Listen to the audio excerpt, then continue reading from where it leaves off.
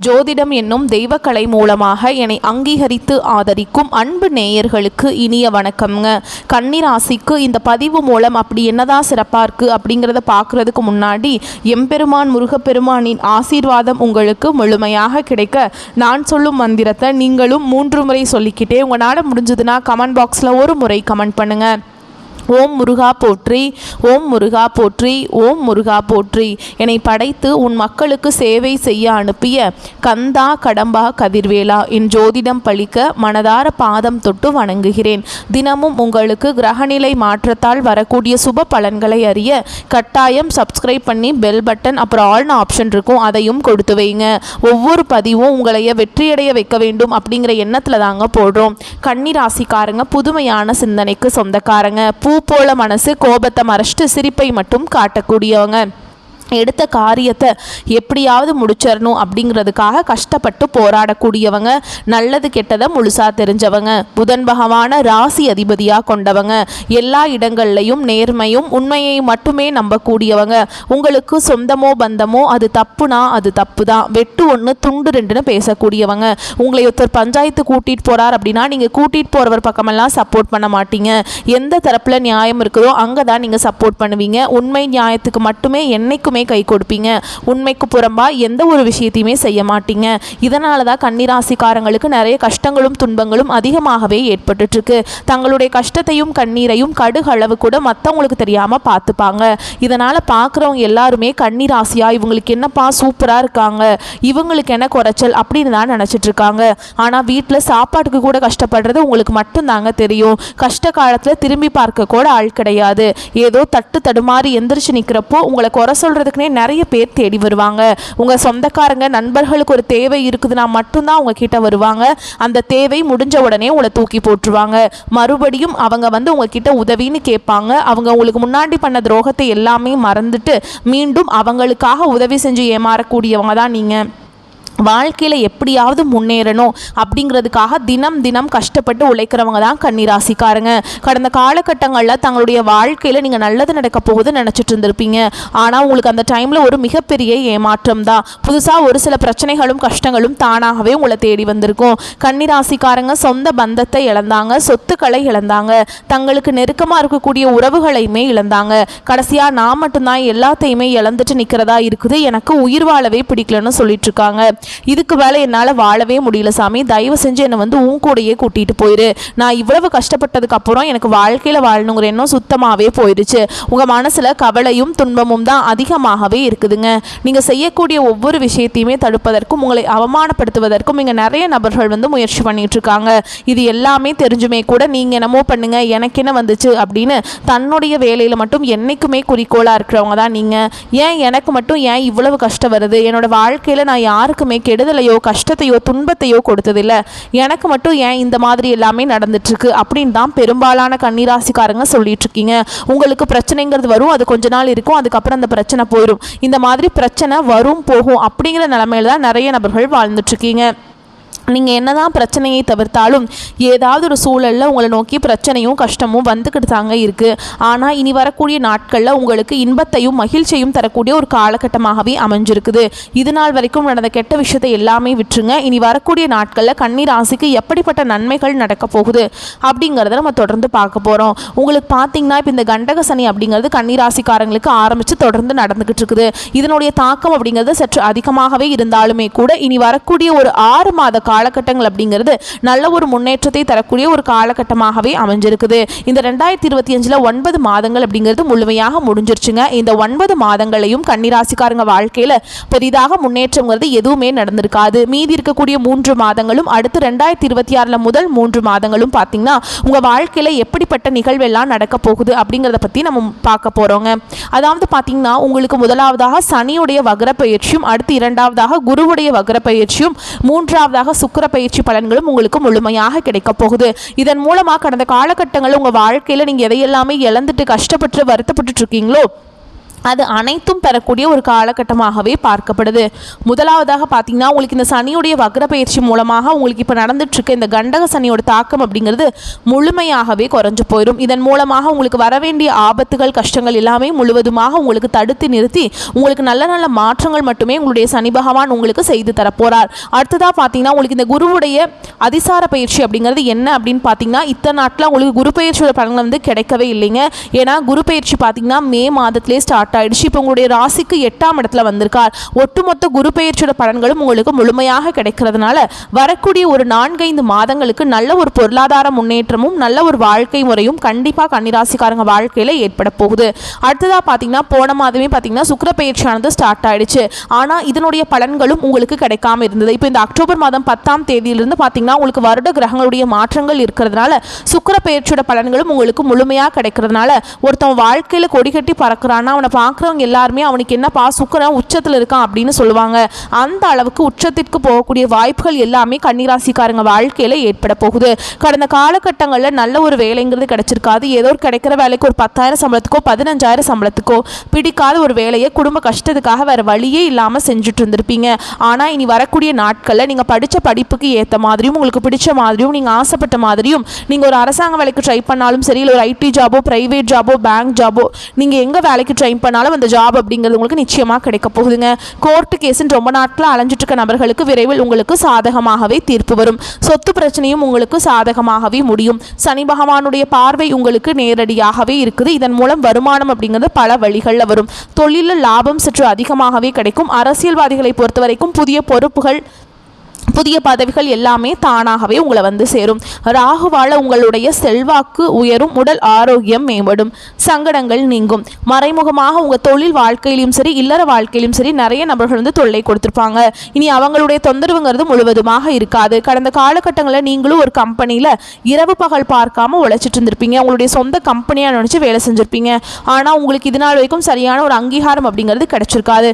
உங்கள் கூடிய நிறைய நபர்கள் வேலைக்கு சேர்ந்திருப்பாங்க, இல்லை உங்களுக்கு அப்புறம் வேலைக்கு சேர்ந்திருப்பாங்க. அவங்களுக்கு நிறைய சலுகைகள் எல்லாமே கிடைச்சி அவங்க நல்ல ஒரு முக்கியமான ஒரு பொசிஷனில் போயிருப்பாங்க. ஆனால் நீங்கள் எப்படி வேலைக்கு செய்தீங்களோ அதே மாதிரி தான் இன்னைக்கு வரைக்குமே இருப்பீங்க. ஆனால் இனி வரக்கூடிய நாட்களில் உங்களுக்கு சம்பள உயர்வு பதவி உயர்வு உங்களுக்கு மேலே இருக்கக்கூடிய அதிகாரிகளுடைய ஆதரவு முதற்கொண்டு உங்களுக்கு கிடைக்க போகுதுங்க. இனி உங்கள் வார்த்தைக்கு மதிப்பு மரியாதை கிடைக்கும். அந்தஸ்தில் நீங்கள் எதிர்பார்த்த உயர்வுக்கு போக போகிறீங்க. இனி நினச்சது எல்லாமே நடக்கும். தொழில் வியாபார தடைகள் அனைத்தும் விலகும். லாபம் அதிகமாக கிடைக்கும். முன்னேற்றம் உண்டாகும். வரவேண்டிய பணம் விரைவில் கைக்கு வந்து சேரும். குடும்பத்தில் நெருக்கடிகள் விலகும். செல்வாக்கு அந்தஸ்து உயரும். வெளிநாட்டு முயற்சிகள் வெற்றியை தரும். தெய்வ சிந்தனை அதிகமாகும். பெரியோர்களுடைய உதவிகள் கிடைக்கும். உறவுகள் இருந்த சண்டை சச்சரவு முழுவதுமாகவே விலகும். புதிய நண்பர்கள் உங்களுக்கு உதவி செய்வாங்க. தொழிலில் ஏற்பட்ட நெருக்கடிகள் நீங்கும். முடங்கி கிடந்த நிறுவனங்கள் மீண்டும் இயங்கும். வியாபாரத்தில் எதிர்பார்த்த லாபம் கிடைக்கும். புதிய தொழில் தொடங்கக்கூடிய முயற்சிகள் கண்டிப்பாக உங்களுக்கு வெற்றியை தரும். கடந்த காலகட்டங்களில் திருமண நிலை அப்படிங்கிறது பார்த்தீங்கன்னா கன்னிராசிக்காரங்களுக்கு நிறைய பிரச்சனையும் சிக்கலையும் தான் பெரும்பாலும் சந்திச்சிருப்பீங்க. இதில் குறிப்பாக பெண்களுக்கு ஏதாவது ஒரு வகையில் எளிமையாக திருமணம் அப்படிங்கிறது அடைஞ்சிருது. ஆனால் ஆண்கள் தான் ரொம்ப ரொம்ப பாவம். ஏண்டா கன்னிராசியில் பிறந்தோம், வேற ஏதாவது ராசியில் பிறந்திருந்தா கூட கல்யாணமாவது ஆயிருக்குமே அப்படின்னு தான் நிறைய ஆண்கள் வந்து சொல்லிட்டு இருக்கீங்க. கண்டிப்பாக வரக்கூடிய நாட்களில் நீங்கள் எதிர்பார்த்த மாதிரியே நல்ல ஒரு வரன் அப்படிங்கிறது விரைவில் உங்களுக்கு அமைய போகுது. வாழ்க்கை துணையை இழந்த கன்னிராசி ஆண்களோ பெண்களோ அடுத்து வந்து 2வது திருமணம், அதாவது செகண்ட் மேரேஜ் பண்ணலாமா வேண்டாமா அப்படிங்கிற ஒரு மிகப்பெரிய குழப்பத்தில் இருப்பீங்க. அப்படி 2வது திருமணம் பண்ணும்போது சொந்தக்காரங்க தப்பாக பேசிடுவாங்களா, ஊர்க்காரங்க தப்பாக நினச்சிடுவாங்களா, அவங்க என்ன நினைப்பாங்க இவங்க என்ன நினைப்பாங்க அப்படின்ட்டு நிறைய நபர்கள் வந்து 2வது திருமணத்தை பற்றி யோசிக்காமல் இருக்கீங்க. இப்போ இருக்கக்கூடிய பொருளாதார சூழலும் இப்போ இருக்கக்கூடிய காலகட்டத்தையும் வச்சு பார்க்கும்போது ஒரு சிங்கிள் பேரண்டால் இந்த சொசைட்டியில் சர்வே பண்ணுறது ரொம்ப ரொம்ப கஷ்டங்க. நீங்கள் எதிர்பார்த்த மாதிரியே நல்ல ஒரு மறுவாழ்க்கை அப்படிங்கிறது விரைவில் உங்களுக்கு அமையும். குழந்தை வாக்கியத்துக்காக இங்கே கன்னிராசி நேயர்கள் பார்த்தீங்கன்னா எங்களுக்கு மேரேஜ் ஆகி 3 வருஷம் ஆகுது சாமி, 5 வருஷம் ஆகுது, 8 வருஷம் ஆகுது, நாங்களும் போகாத ஹாஸ்பிட்டல் இல்லை, பார்க்காத ட்ரீட்மெண்ட் இல்லை, வாரத்தில் 3 நாள் முருகர் கோவிலுக்கு போய் வழிபாடு செஞ்சுட்டு வந்துட்டுருக்கோம், ஆனால் எங்களுக்கு குழந்தை பாக்கியமே இல்லை அப்படின்னு தான் நிறைய நபர்கள் சொல்கிறீங்க. கண்டிப்பாக வரக்கூடிய இந்த குருவுடைய அதிசார பயிற்சி மூலமாகவும் சனியுடைய வக்ர பயிற்சி மூலமாகவும் உங்களுக்கு விரைவில் உடல் சார்ந்த பிரச்சனைகள் அனைத்தும் முழுவதுமாகவே நிவர்த்தியாகி நிச்சயமாக உங்களுக்கு வரக்கூடிய நாட்களில் குழந்தை பாக்கியம் அப்படிங்கிறது விரைவில் உண்டாகும். பிரிந்திருக்கக்கூடிய கணவன் மனைவி எல்லாமே பார்த்தீங்கன்னா டிவோர்ஸ்க்காக அப்ளை பண்ணி வெயிட் பண்ணிட்டு இருப்பீங்க. அப்படி இல்லை அப்படின்னா சண்டை போட்டு பிரிஞ்சிருந்தா கூட நீங்கள் மீண்டும் ஒரு முறை நேரில் சந்தித்து பேசக்கூடிய வாய்ப்பு கிடைக்கும் பட்சத்தில் மீண்டும் இருவரும் ஒன்றாக இணைந்து வாழ்வீங்க. கடந்த காலகட்டங்களில் காதல் அதிகமான தோல்விகளை சந்திச்சது யாருன்னு பார்த்தீங்கன்னா அது கன்னிராசிக்காரங்க தான். ஏன்னா முன்னாடி எல்லாமே பார்த்தீங்கன்னா காதல் ராசி அப்படின்னாவே கன்னிராசி அப்படிங்கிற ஒரு பெயர் இருந்தது. ஆனால் இப்போ அதிகமாக காதலை சண்டை சச்சரவு ஈகோ பிரச்சனை மூலமாக நிறைய காதலை பிரேக்கப் ஆயிட்டு இருக்கு. இல்லை வீட்டில் போய் சொல்லும்போது பெற்றோர்கள் வந்து உங்களுடைய காதலுக்கு தடையாக நிற்கிறாங்க. ஏன்னா வேறு கேஸ்ட்டாக இருக்குது, நல்ல குடும்பமாக இல்லை, நல்ல வேலை இல்லை, நல்ல வசதி இல்லை, ஏதோ ஒரு ரீசன் சொல்லி அங்கேயும் அவங்களும் தட்டி கழிச்சிட்டே இருக்காங்க. ஆனால் இனி வரக்கூடிய நாட்களில் உங்களுடைய காதலை நீங்கள் வெளிப்படுத்தும் போது அந்த காதல் கண்டிப்பாக கைகூடும். வீட்டில் போய் சொல்லும்போது பெற்றோர்களே உங்களுக்கு முன்னாடி நின்று திருமணம் செய்து வைக்கக்கூடிய வாய்ப்புகள் அதிகமாகவே உள்ளது. இனி வரக்கூடிய நாட்களில் கடினமான காரியத்தையுமே சுலபமாக செஞ்சு முடிச்சிருவீங்க. உங்கள் எளிமையான பேச்சு திறமையால் நீங்கள் அனைவரையுமே கவர்ந்திருப்பீங்க. சமூகத்தில் உங்கள் பெயருக்கும் புகழுக்கும் படிப்படியாக முன்னேற்றம் வரப்போகுது. சிலருக்கு படிப்பதற்காகவும் வேலை விஷயமாகவும் தொழில் விஷயமாகவும் வெளியூர் வெளிநாடு போகக்கூடிய வாய்ப்புகள் எல்லாமே கிடைக்க போகுது. உங்கள் குடும்பத்தில் கடந்த காலகட்டங்களில் எந்த ஒரு சுப நிகழ்ச்சியுமே நடந்திருக்காது. இதை நினச்சி வீட்டில் இருக்கக்கூடிய பெரியவங்க எல்லாமே ரொம்பவே வருத்தப்பட்டிருப்பாங்க. இனி வரக்கூடிய நாட்கள் எல்லாம் குடும்பத்தில் திருமணம், சீமந்தம், புதிதாக வீடு கட்ட ஆரம்பிப்பீங்க. கிரகப்பிரவேசம் போன்ற சுப நிகழ்ச்சிகள் எல்லாமே நடக்க போகுது. கன்னிராசியை பொறுத்த வரைக்கும் நீங்கள் ஆண்களோ பெண்களோ அரசு வேலையோ தனியார் வேலையோ கூலி வேலையோ நீங்கள் எதிர்பாராத வருமானம் அப்படிங்கிறது உங்களுக்கு இரட்டிப்பு மடங்காக கிடைக்க போகுது. சேமிப்பு அப்படிங்கிறது பல மடங்காக உயரப்போகுதுங்க.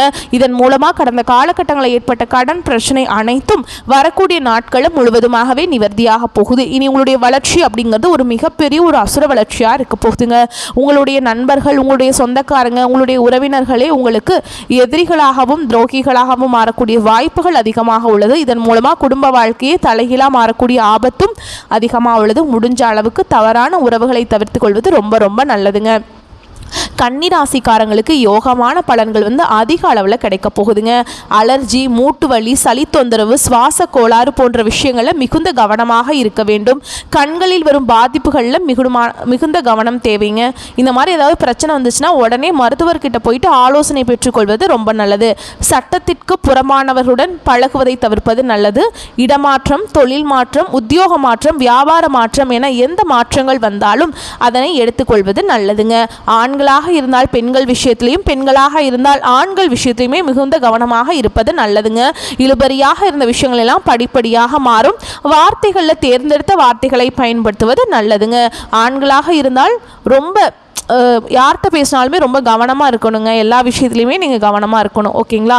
எதிர்பாலினத்தவரால் தேவையில்லாத பதட்டமும் மன வருத்தமும் ஏற்படுவதற்கான வாய்ப்புகள் இருக்குங்க. தொழில் ரீதியாக எந்த ஒரு பாதிப்புகளுக்கும் ஆளாகாமல் இருக்க வேண்டும். அதுதான் உங்களுக்கு ரொம்ப நல்லதுங்க. இழுபறியாக இருந்த நிலைமைகள் படிப்படியாக மாறும். எடுத்த காரியங்களில் இருந்து வந்த தடைகள் அனைத்தும் நீங்கும். மேல் அதிகாரிகள் விஷயத்தில் பொறுமை, அமைதி காப்பது நல்லதுங்க.